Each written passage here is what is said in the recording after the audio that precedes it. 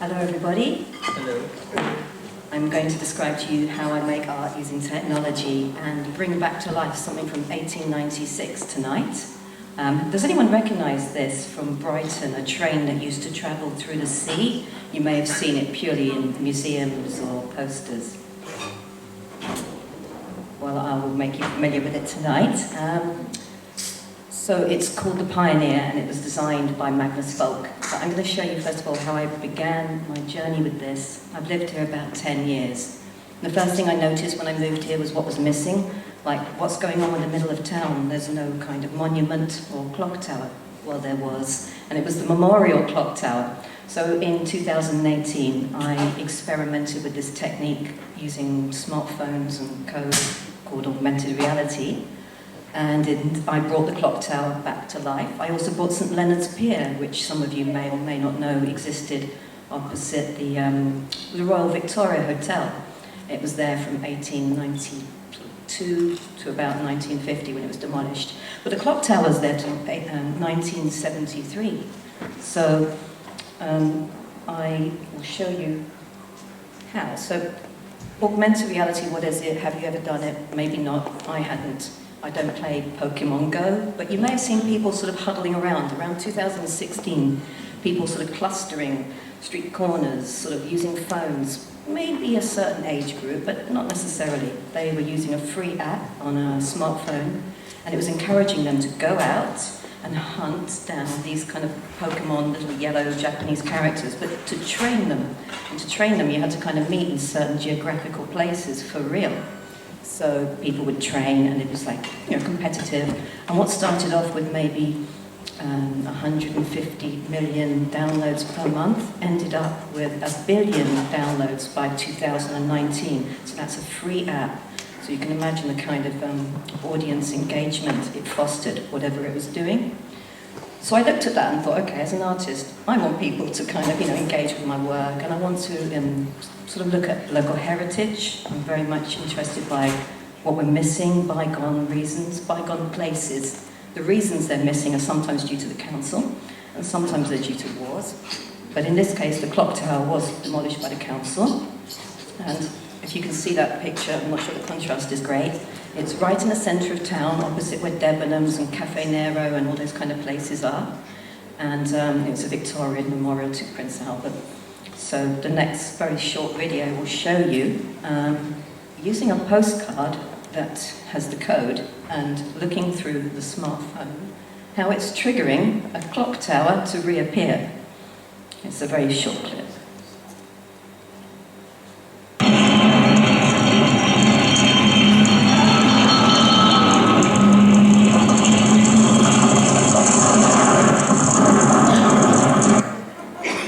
So that clip was recorded from the Memorial Gallery, which is above the sweet shop, which is sort of near Debenhams again, and the Havelock, taken from the first floor, using a postcard of the clock tower and my app.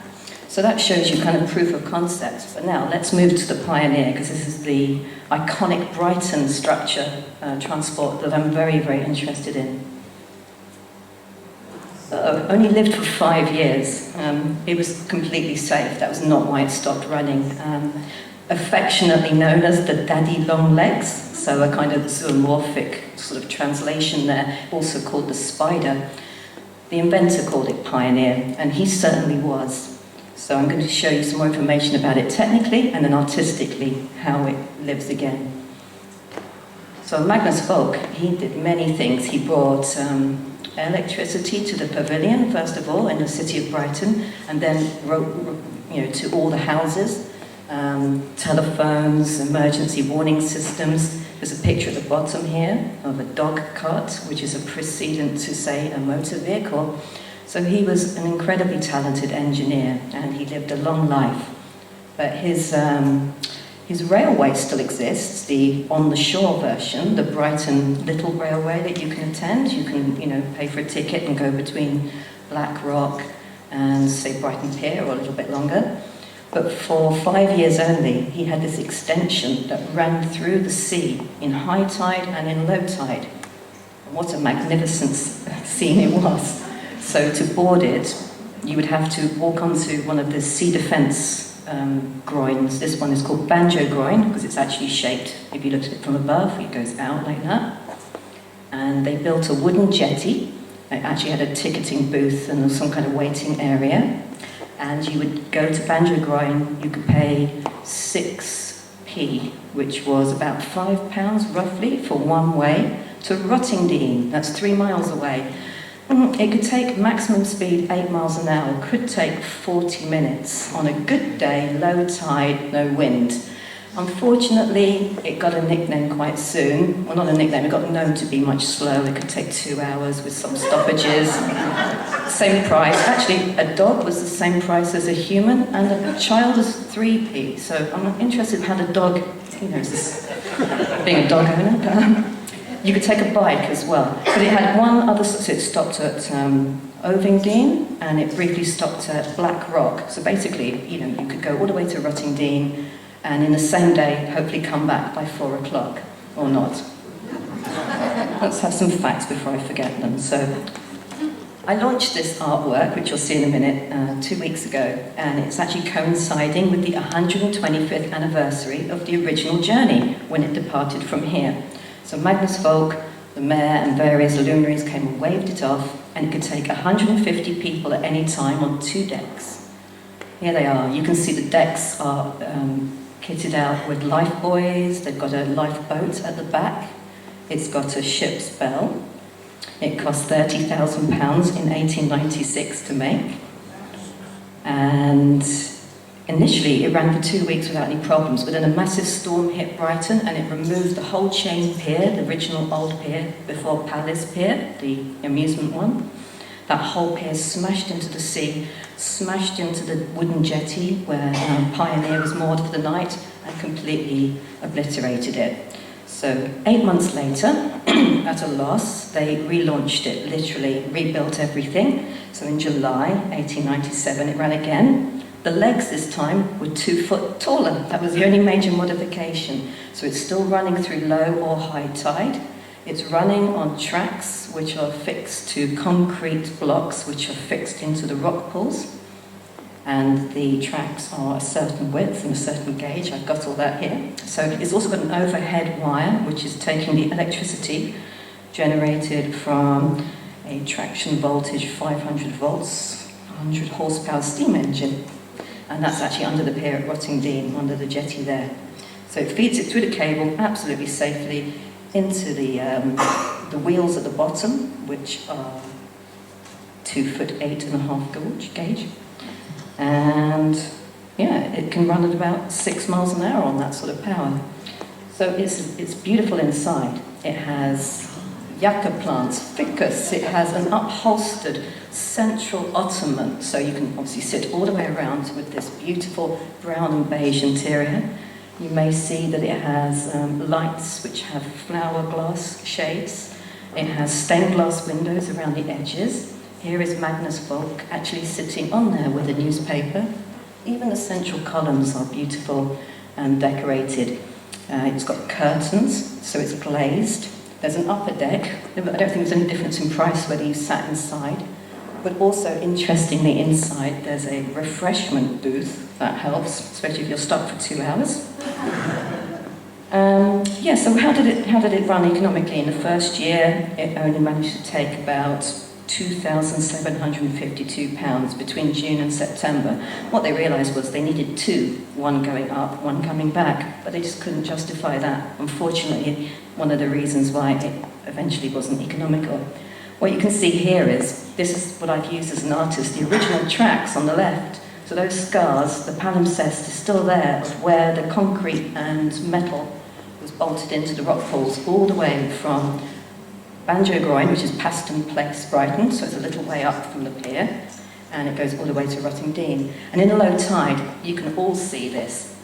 So when I started making the app, instead of just using the postcard as a trigger, I've got lots of postcards today, so you can take them away and you can play with the model.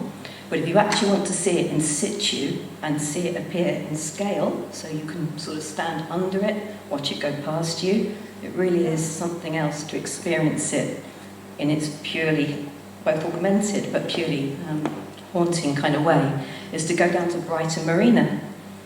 So these are pictures taken from using the smartphone and just using the screen grab. So that's standing on Banjo Groin. You can see some of the information at the bottom. The app will tell you, go left a bit if you're not actually on the track. And here is myself and the developer on the rock pools 2 weeks ago with the public launch. And although we're not able to actually see it, the way the photo has been captured from somebody else's perspective using the app, it appears as if we are there like time travelers, watching the Pioneer travel across the sea, coming through the marina. Of course, it doesn't know the marina is there, so it travels directly down the Strand, which is the road, if you've been to Brighton Marina, where kind of some of the restaurants are. And then there's a lot of houses, lovely flats and all of that on the kind of, it goes down that road. And when it gets to the end, where the sea defence ends, and you get the undercliff path, it just goes straight through. It doesn't know any of that's there. And it's a beautiful thing to see. So a bit like the Pokemon slide earlier, here is the audience that turned out for the launch.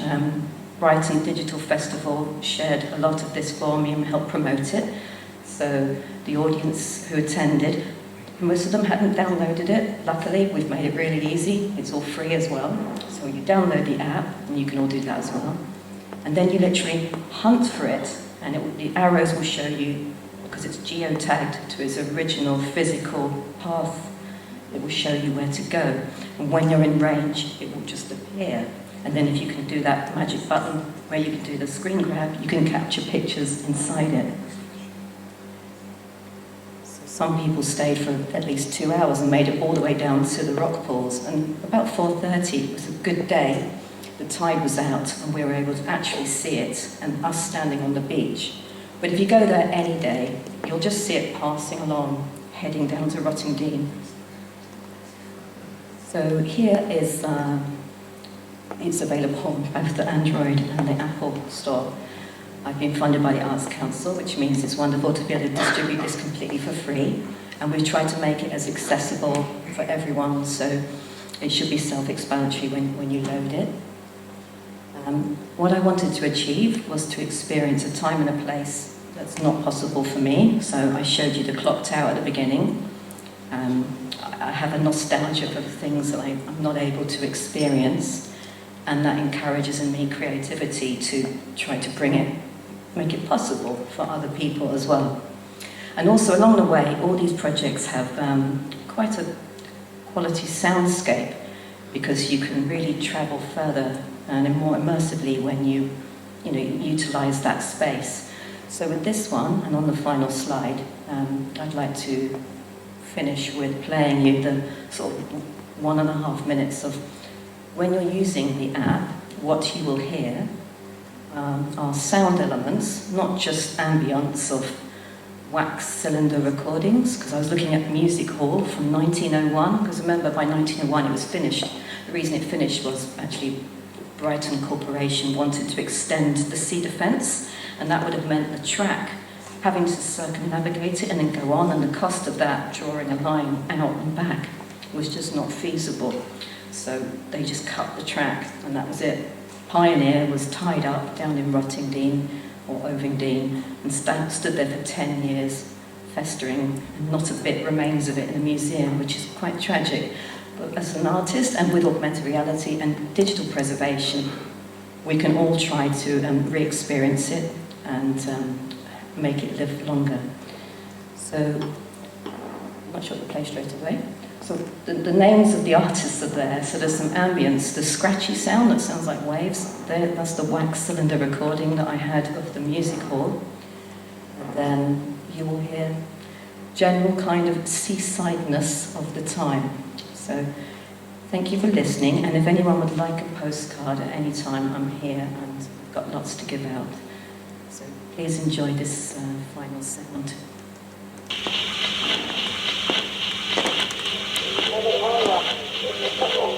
Why can't we have the sea in London? Why can't we have the seaside there? If the pier was in the Strand, you would go and hear the band, and people would go to Leicester Square to have a Bavard, have a cucumber. People believe it.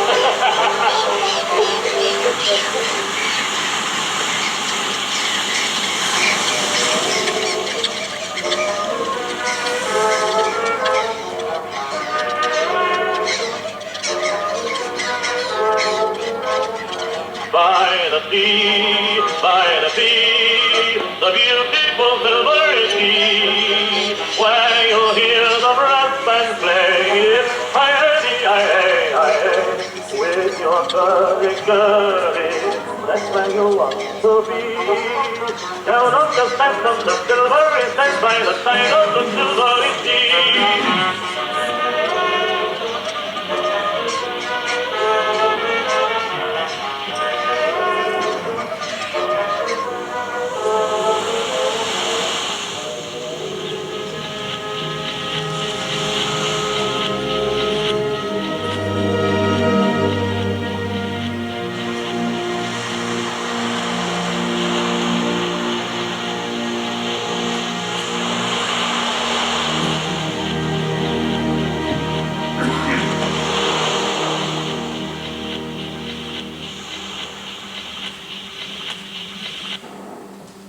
Luciana Haill.